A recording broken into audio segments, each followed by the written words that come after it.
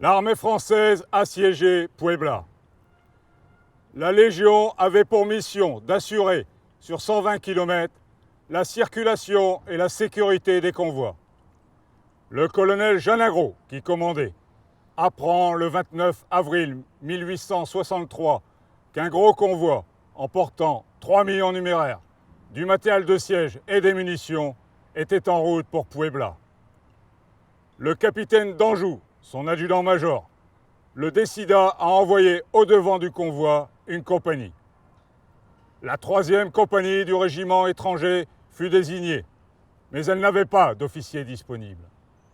Le capitaine d'Anjou en prend lui-même le commandement, et les sous-lieutenants Modé, porte-drapeau, et Villain, payeur, se joignent à lui volontairement.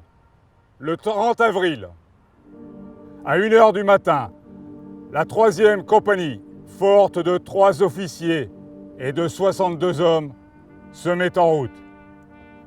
Elle avait parcouru environ 20 km quand, à 7h du matin, elle s'arrête à Palo Verde pour faire le café. À ce moment, l'ennemi se dévoile et le combat s'engage aussitôt. Le capitaine d'Anjou fait former le carré et tout en battant en retraite, repousse victorieusement plusieurs charges de cavalerie en infligeant à l'ennemi des premières pertes sévères. Arrivé à hauteur de l'auberge de Cameron, vaste bâtisse comportant une cour entourée d'un mur de 3 mètres de haut, il décide de s'y retrancher pour fixer l'ennemi et retarder ainsi le plus possible le moment où celui-ci pourra attaquer le convoi. Pendant que les hommes organisent à la hâte la défense de cette auberge, un officier mexicain, faisant valoir la grosse supériorité du nombre, somme le capitaine d'Anjou de se rendre. Celui-ci fait répondre « Nous avons des cartouches et ne nous rendrons pas ».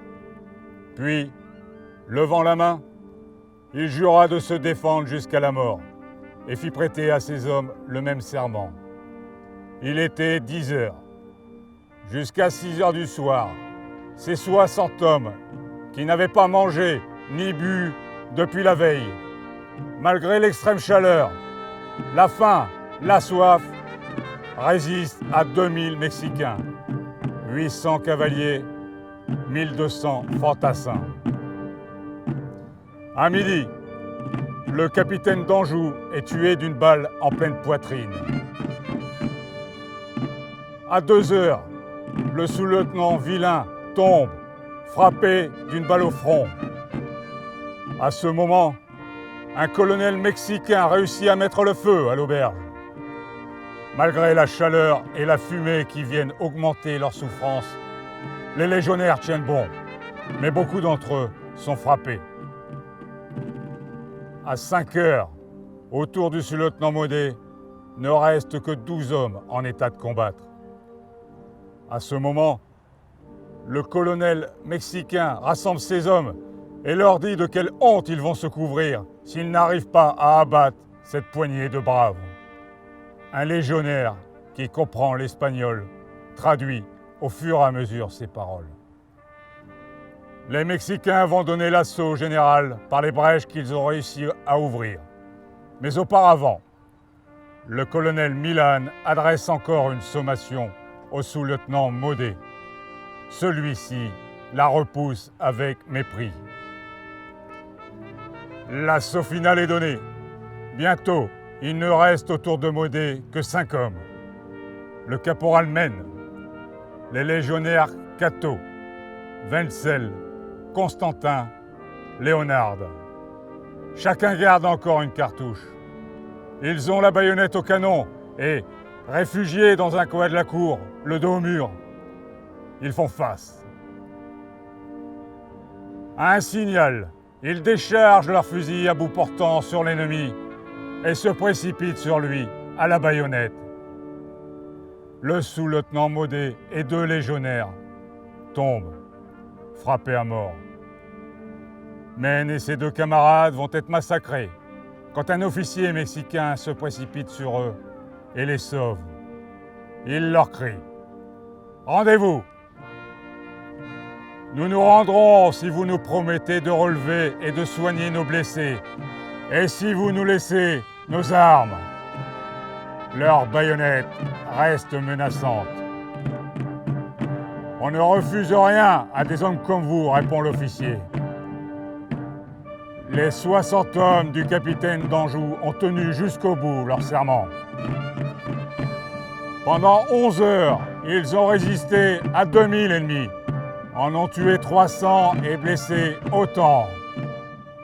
Ils ont, par leur sacrifice, en sauvant le convoi, rempli la mission qui leur avait été confiée.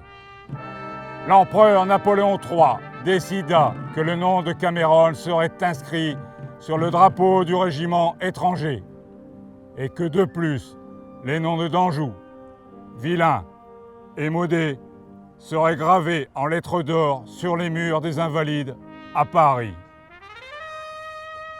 En outre, un monument fut élevé en 1892 sur l'emplacement du combat. Il porte l'inscription.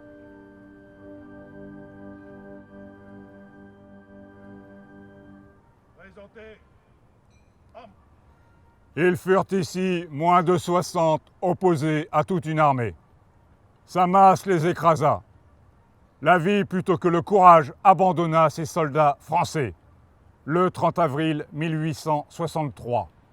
À leur mémoire, la patrie reconnaissante éleva ce monument. Depuis lors, lorsque les troupes mexicaines passent devant le monument, elles présentent les armes